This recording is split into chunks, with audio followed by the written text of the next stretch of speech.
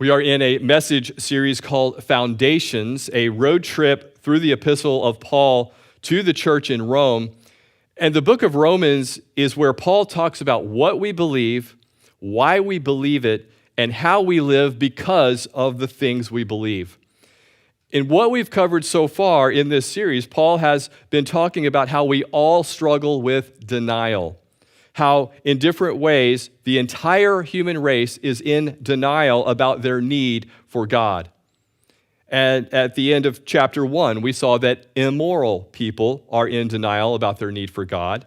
In the first half of chapter 2, we saw that moral people are in denial about their need for God. And in our time together this morning, we're going to see that even religious people are in denial about their need for God. Why? Because you can't be religious enough. That's our title this morning. You can't be religious enough. And the first reason why that Paul gives us is because having the law isn't enough. If you would, read with me verses 17 through 20. Paul writes, "Indeed, you are called a Jew, and rest on the law, and make your boast in God, and know his will, and approve the things that are excellent, being instructed out of the law, and are confident that you yourself are a guide to the blind, a light to those who are in darkness, an instructor of the foolish, a teacher of babes, having the form of knowledge and truth in the law." Now, last time, the week before Easter, we were talking about how moral people can be judgmental and how that judgmentalism is fueled by a sense of moral superiority. And the same thing is true about religious people. Religious people can be judgmental and that judgmentalism is often fueled by a sense of spiritual superiority. If the moral person sometimes has a better than you attitude, the religious person sometimes has the holier than you attitude, or you've heard the phrase holier than thou. There were religious people in Rome, specifically Jewish people, who had a holier than you attitude. And there were several reasons for that, and Paul starts to catalog them for us in the verses we just read. First, he says, "You are called a Jew," there in verse 17. They would point to their birth certificate. As we read through the Bible, first we see them called Hebrews, then they're called Israelites, and here called Jews. Whenever we hear that term today, that name Jew, it comes from the name of Abraham's great-grandson, Judah. And the name Judah means praise. So they were pointing to the fact that they were descendants of Abraham. That's why they felt spiritually superior to other people. They were descendants of Abraham. The second reason, also in verse 17, you rest on the law.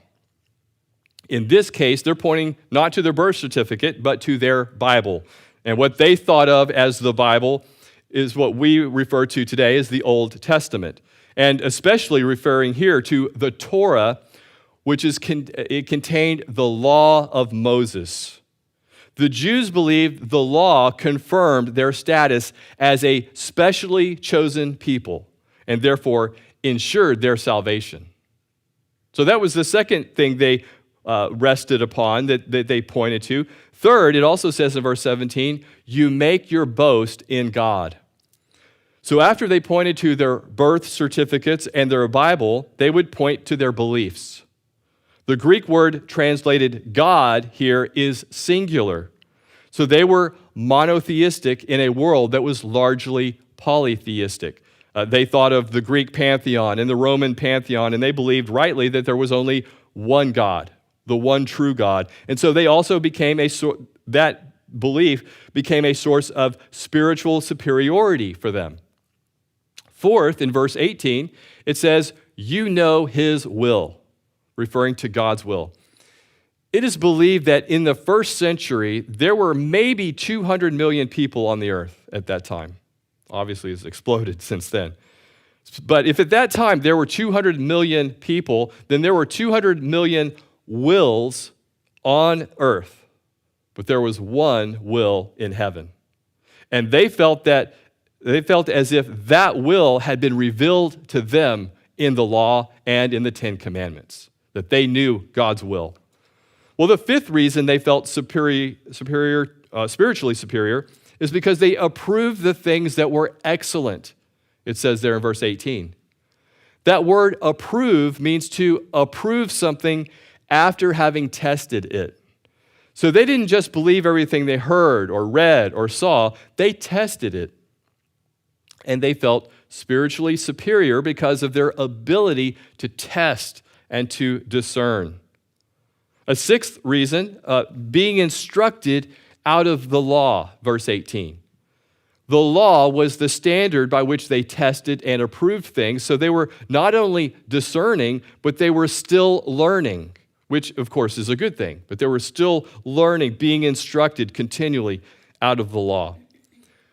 Seventh, they felt spiritually superior. Verse 19, you are confident that you yourself are a guide to the blind, a light to those who are in darkness. And then continuing into verse 20, an instructor of the foolish, a teacher of babes. Notice, they saw themselves as guides, lights, instructors, and teachers, but they saw everyone else as being blind, in darkness, foolish, and babes, meaning immature. Spiritually immature. So it wasn't just a sense of superiority, but this condescending attitude in which they approached it. This condescending attitude towards others. And then finally, the eighth thing here, having the form of knowledge and truth in the law, there in verse 20. The word form means embodiment. It's like the law was, it epitomized, and it did epitomize the knowledge and truth talked about there in verse 20. So Paul lays out, as he thinks about these religious people, he lays all of these things out. But we have to take note of how we can make the same mistake ourselves. Because we can point to our birth certificate when we think, well, I was born into a Christian family.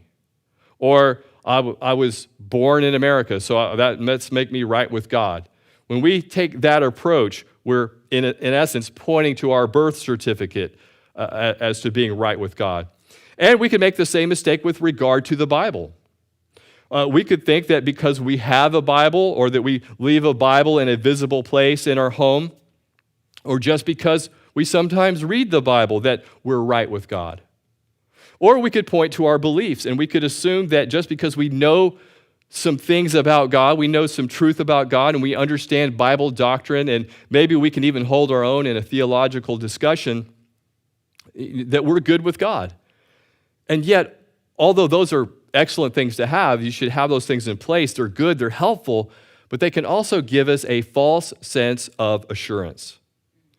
Someone who has never been forgiven and hasn't actually asked God to lead their life, be Lord of their life, can have a false sense of assurance, this false sense of being right with God, when in fact they don't.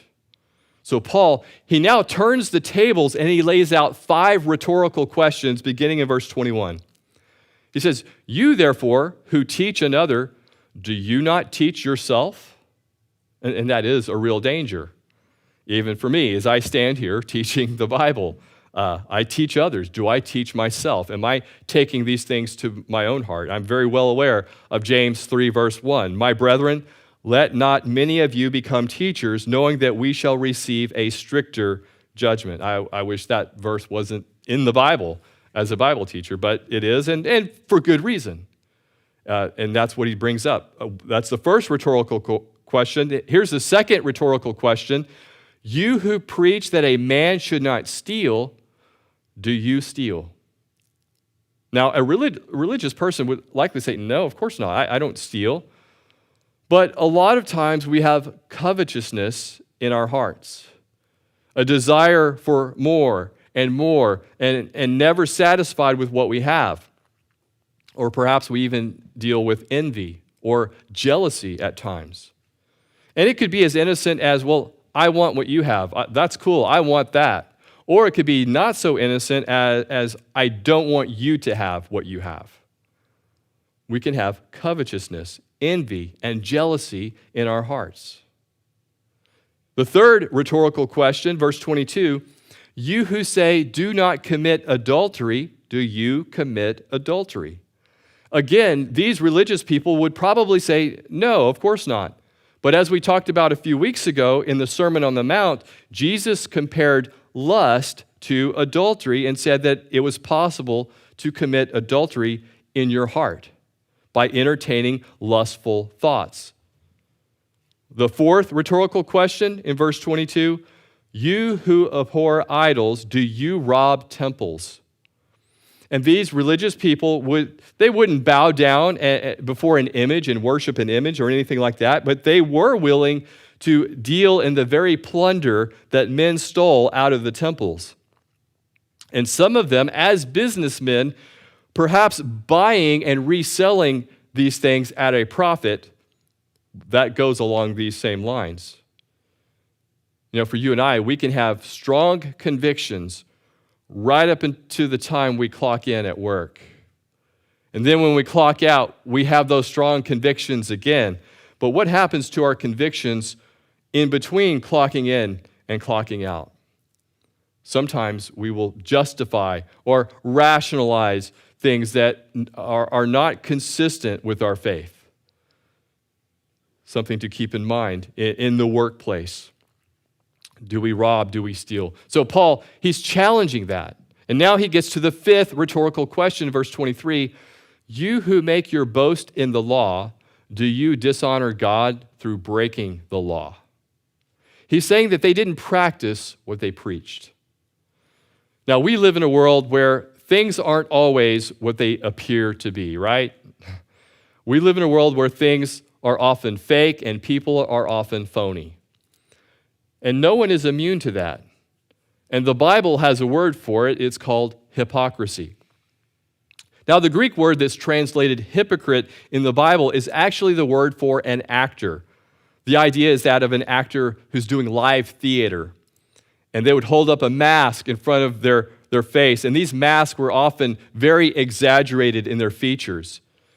If you've ever done theater, you know that if you put on makeup, you would wear your makeup in a way that was just really exaggerated.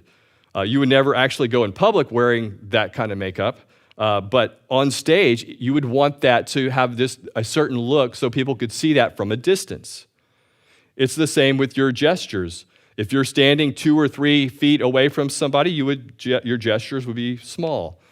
But you would exaggerate those on stage so that people could see from far away. And they could understand all of those things from a distance. So these masks had really exaggerated features. And the idea is that a hypocrite is someone who is playing a part, someone who is playing a role and pretending to be something other than themselves and is exaggerating those things that they want others to believe about them that may not be true at all. That's the idea. When we think about being a hypocrite, it's hiding our true selves behind a mask. Have you ever had anyone call you a hypocrite? Now, I think there can be some misunderstanding about this. Some different ways to think about it. If I'm not the person I should be, and I'm not, that does not make me a hypocrite. If I'm not the person that you think I am, and I'm probably not, that does not make me a hypocrite. But if I'm not the person that I pretend to be or I present myself to be, that does make me a hypocrite. If I'm trying to pretend that I'm someone other than who I really am, that is hypocrisy. So you see those differences. And sometimes, even as Christians, we project this image that we've got it all together, no problems in my life, and we buy into this image is everything mentality in the way we live our lives. We stop acknowledging our imperfections, and we forget where we came from and some of the mistakes that we've made, and we become more concerned about what people think about us than what God knows about us. And that's always disastrous for our spiritual growth. And God will hold us accountable for both our actions and our attitudes. And God applies His law to our actions and our attitudes, to our hearts. So look at what it says there in verse 24. For the name of God is blasphemed among the Gentiles because of you, as it is written. The quotation comes from Isaiah 52, verse 5, and maybe even Ezekiel 36, verse 22. In ancient times, whenever two nations would fight each other, it was thought to be a referendum on their gods. So whichever nation won, it's like their God was superior to the God of the other nation, of the nation who lost. And what happened was, because of the disobedience of God's people, Israel, he allowed them to suffer a military defeat when they were disobedient. That resulted in the other country feeling that their God was superior to the God of Israel. And so moral defeats, like military defeats, bring discredit to the name of God. So Paul, he's reminding the Jewish people that God said in the Old Testament, their failure to obey the law has caused the Gentiles to blaspheme God. Now, as we think about hypocrisy and what non-Christians think about Christians, I've discovered that people who are not followers of Christ, they don't expect us to be perfect, but they do expect us to be honest, to be authentic. If you're honest about your struggles and your weaknesses and your failures, they can be incredibly tolerant, and you're connecting with them. They can be tolerant of the fact that we are a work in progress. But when we are dishonest and we pretend to have it all together all the time and act like we don't have any struggles, they can resent that and even start to look for those weaknesses in you and target those things. So in talking about these things, let's be honest. Let's be real, be authentic as a person. We are human. But in talking about these religious people who are in denial about their real need for God, assuming they were good with God because they had the law, Paul makes it clear that having the law isn't enough. The second thing he points out, having a ceremony isn't enough. Look at verse 25. For circumcision is indeed profitable if you keep the law. But if you are a breaker of the law, your circumcision has become uncircumcision. As you read the Bible, every time God made a covenant with someone, there was a sign to go along with it. When God made a covenant with Noah, he gave the sign of the rainbow. When God made a covenant with Moses, the sign was the Sabbath. When God made a covenant with David, the sign was the virgin birth. And when God made a covenant with Abraham, the sign was circumcision. If you want to learn more about that, I encourage you to read Genesis chapter 17. He goes into great detail about that covenant and what circumcision is, in case you don't know what that is. The Jewish man believed that his circumcision, guaranteed his salvation. In Paul's day, some rabbis even taught that Abraham sat at the entrance of hell and made sure that none of his circumcised descendants went there. That's how sure they were about that. So the idea was any Jewish man who had been circumcised as a mark of this covenant, identifying themselves with the covenant people, that they were good. That they were good. There was no way Abraham was going to let them into hell. That was an assurance for them. But again, it was a false assurance, a false sense of assurance. They did not understand that this was a mark of one's relationship with God. It was not the means of their relationship with God. It's possible to have this symbol without the substance. So circumcision, like baptism or any other ceremony or ritual, doesn't save anyone. No ritual or ceremony in and of itself saves anyone. Circumcision and baptism, they do about the same thing as a label on a can. You go to the grocery store, you see the can of black beans there, and you open that can and you expect to find black beans inside the can, right? You hope that label is correct. But if the outer label doesn't match what is on the inside, that's a problem. And that's, in essence, what Paul is pointing out here. From the very beginning, God had the reality in mind. In Deuteronomy chapter 10, verse 16, it says, "Therefore, circumcise the foreskin of your heart and be stiff-necked no longer." And just 20 chapters later, in Deuteronomy 30, verse 6, "And the Lord your God will circumcise your heart and the heart of your descendants to love the Lord your God with all your heart, with all your soul, that you may live." So as has often been said, the heart of the matter is the matter of the heart. Is it a reality on the inside? Does the outward symbol reflect and represent the inward reality? If not, then it's meaningless. Having a ceremony isn't enough. Well, continuing, verse 26, "Therefore, if an uncircumcised man keeps the righteous requirements of the law, will not his uncircumcision be counted as circumcision? And will not the physically uncircumcised, if he fulfills the law, judge you who, even with your written code and circumcision, are a transgressor of the law?"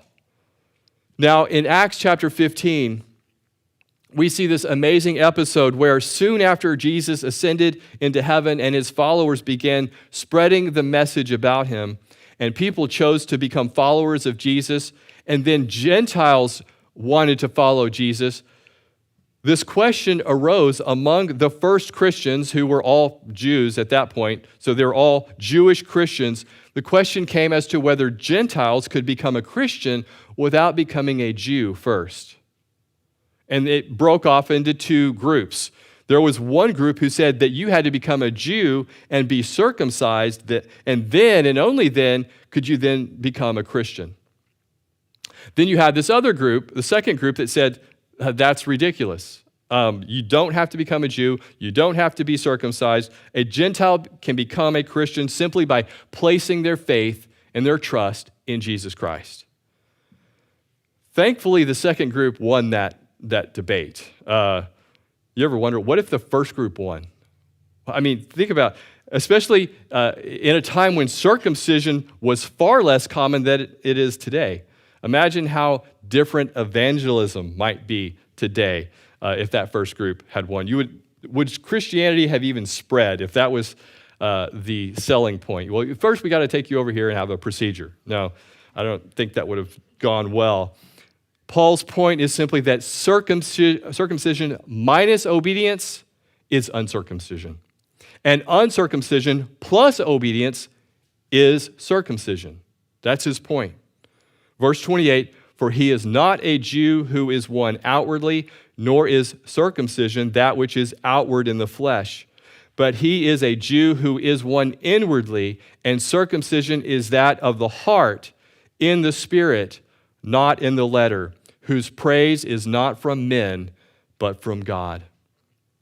Now, back in verse 17, he talked about those who are called Jews. Here, Paul redefines what it means to be Jewish for his theological purposes. And here he says that to be Jewish means to be an authentic member of God's covenant people. So Paul is speaking not in terms of being a physical descendant of Abraham, but in terms of being a spiritual descendant of Abraham. Now, just a disclaimer, and I'll expand on this in a couple of months, but this does not mean that Christians have replaced the Jews, that everywhere you read that the church has now replaced Israel, that Christians have replaced the Jews, as some Christians do believe. I do not believe that. Nor does it mean that God is finished with Israel, as some Christians believe. I will expand on that when we get to Romans chapters 9, 10, and 11, but just to clarify that right now.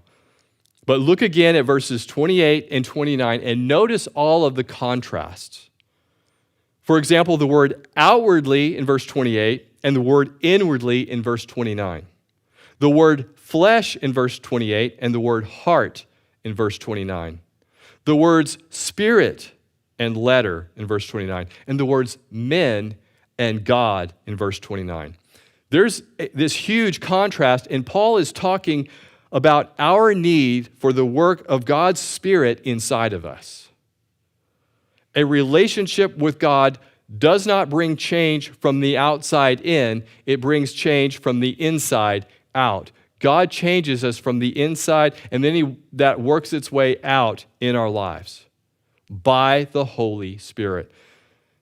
Now, for you and I, we could read verses 28 and 29, and we could substitute other things for that word circumcision, because there are other ceremonies and rituals that perhaps are more challenging for us today.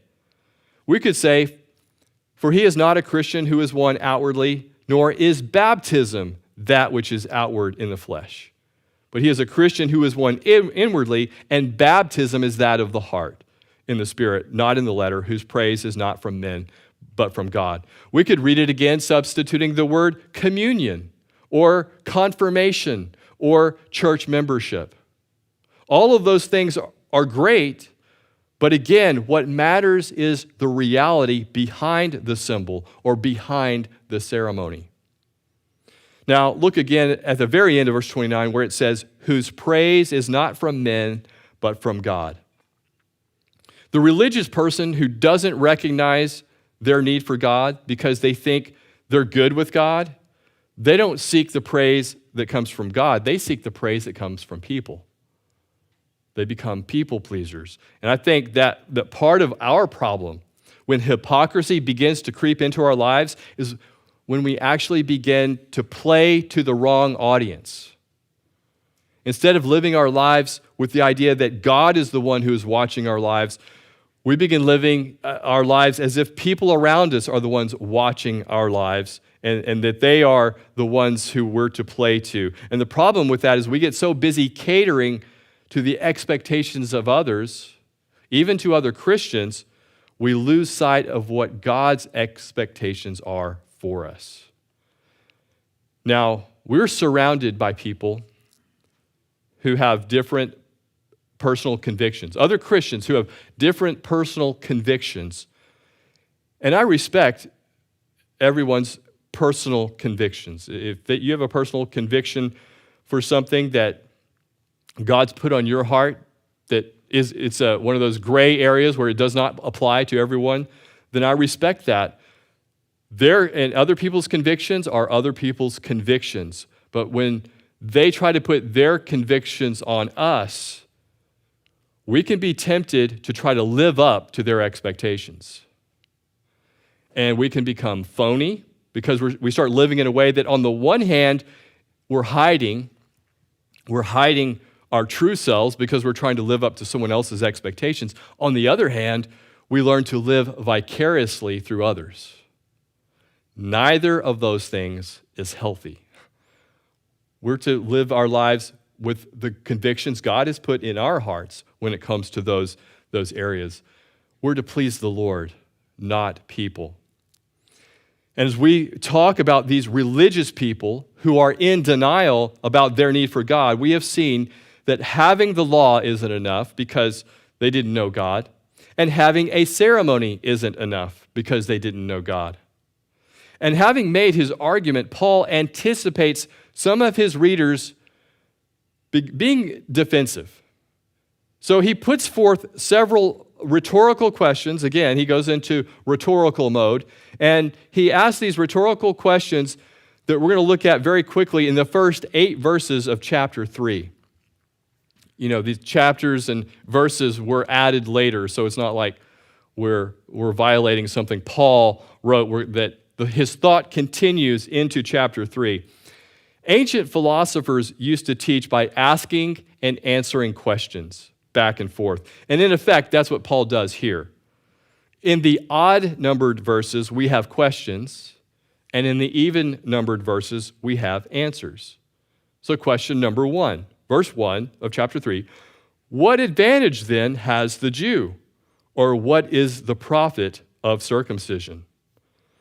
Well, they're basically saying, look, if my race and my rights, and I mean like rituals, rites, rights, if my race and my rights won't save me, what good are they?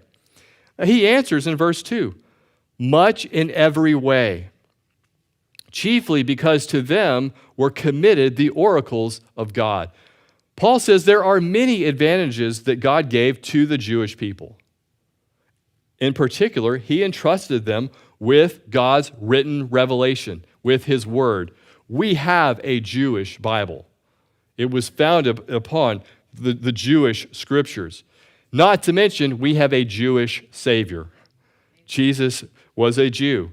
So he says there's many advantages. Question number 2, there in verse 3, what if some did not believe?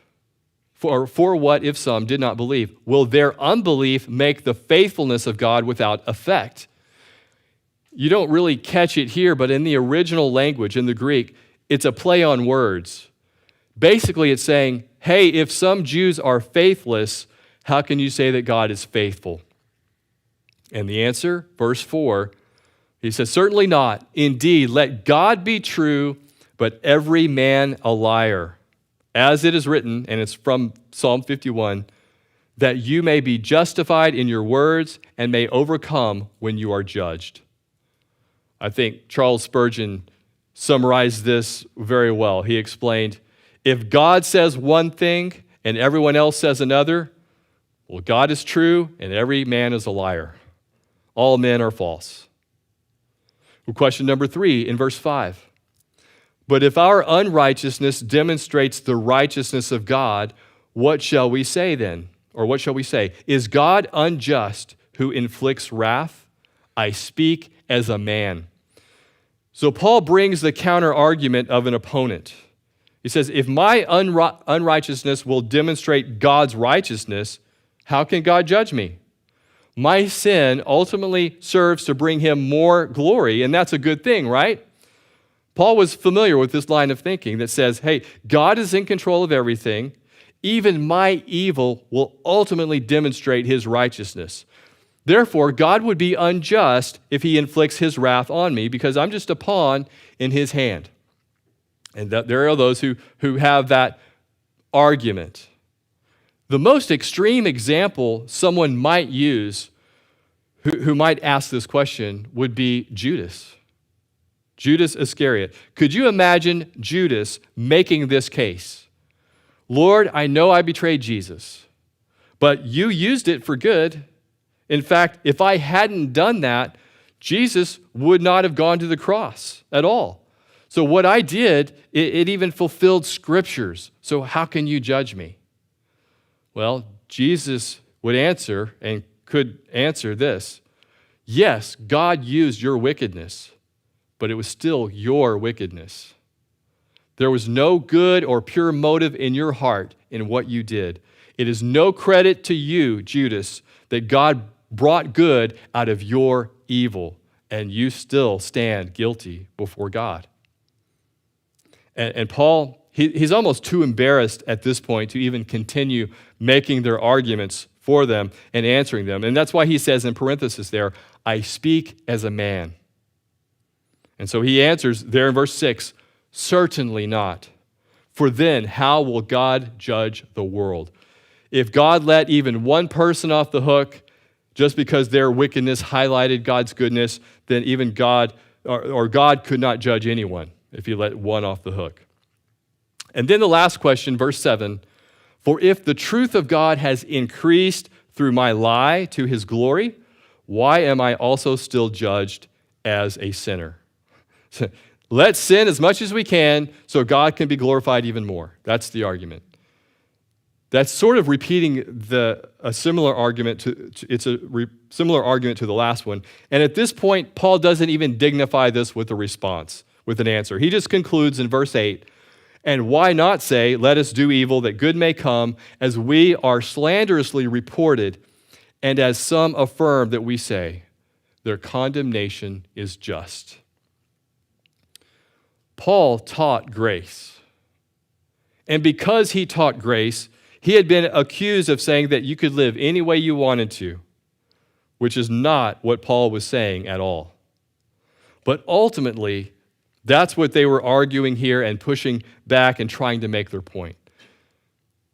So in these last few weeks, we've been studying together the immoral person, the moral person, and the religious person. And we've created several scenarios. We've imagined this question that we often get: what about someone who has never heard of Jesus? What about that person in this faraway place? They've never heard about Christianity or Jesus. And Paul said, well, in talking about that person, that everyone has received some light, and that they're going to be responsible for the light that they have received. And then we presented this scenario about the moral person. What about someone who's just a really good person? And again, Paul showed that good, moral people who don't see their need for God only condemn themselves every time they differentiate between right and wrong.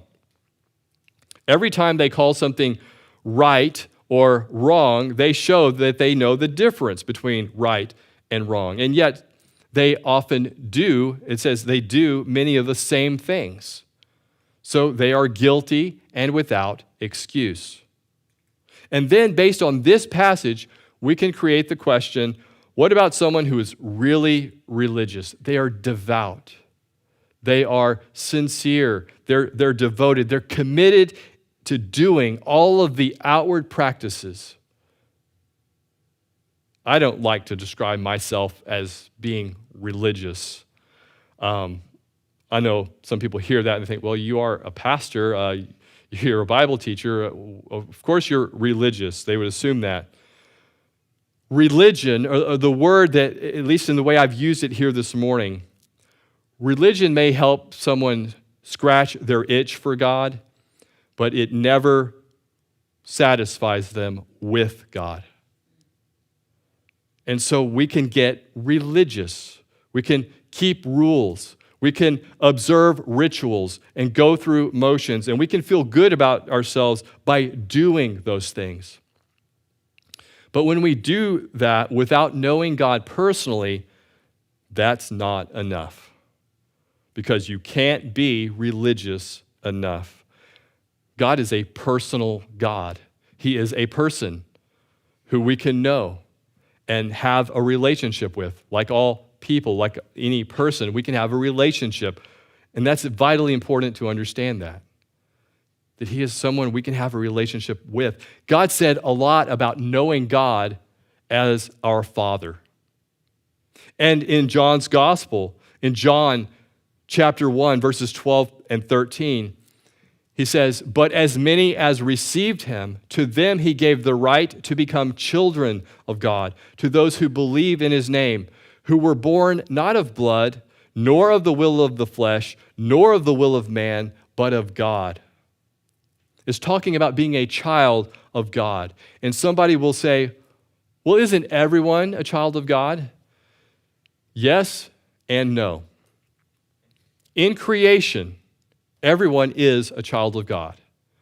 We are created in his image. He created all of us. But in terms of redemption, not everyone is a child of God, because not everyone has entered into a relationship with him.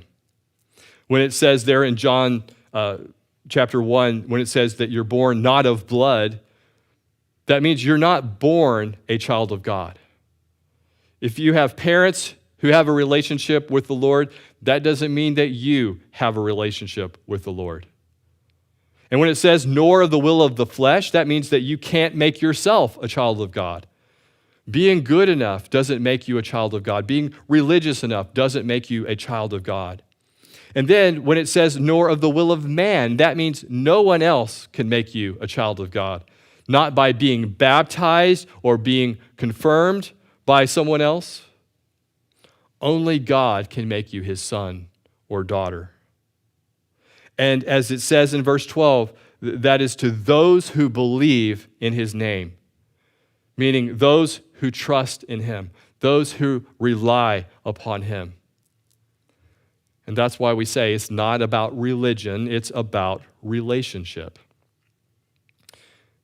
I grew up going to church pretty regularly until high school.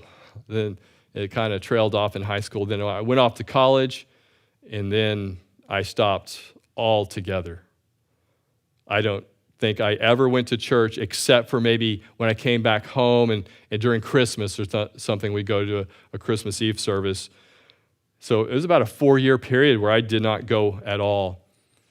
But then in college, I met some people who had a relationship with God that looked so completely different than anything I had ever seen before. It wasn't just about attending church. It was about having a relationship with the living God, the way they talked about God, the way they prayed to God. And I saw how different their lives were. I saw how the things that they believed shaped who they were and what they did in their lives, where they were going in their lives. And for me, it was this eye-opening epiphany that was the difference between religion and relationship. And since that's part of my journey, my heart is to see others discover that, to come to that same discovery and enter into that same journey. I know many of you know this. You know these things. You have a relationship with God. So it's good to be reminded of this, but not just for you to personally be reminded, but so that you can explain this to other people, the people you interact with, the conversations you have when you're talking about church. You shift that conversation to talking not just about church, but a relationship with the living God. In the event that you're here this morning, or if you're watching this morning, you could be a very religious person, but have never entered into a relationship with God, where you're not trusting in your ability to work your way to heaven or thinking about how you're going to get there because you attend enough services or give enough money or sing enough songs or pray enough prayers or do enough good deeds. Jesus died on the cross for you. And by placing your faith in him, you can be forgiven and have a new life. If you've never done that, that is what you need to do, to give your life to Christ, because you can't be religious enough. That's the bottom line. That's the real issue that Paul is getting at here. So with that, let's bow our heads for a word of prayer.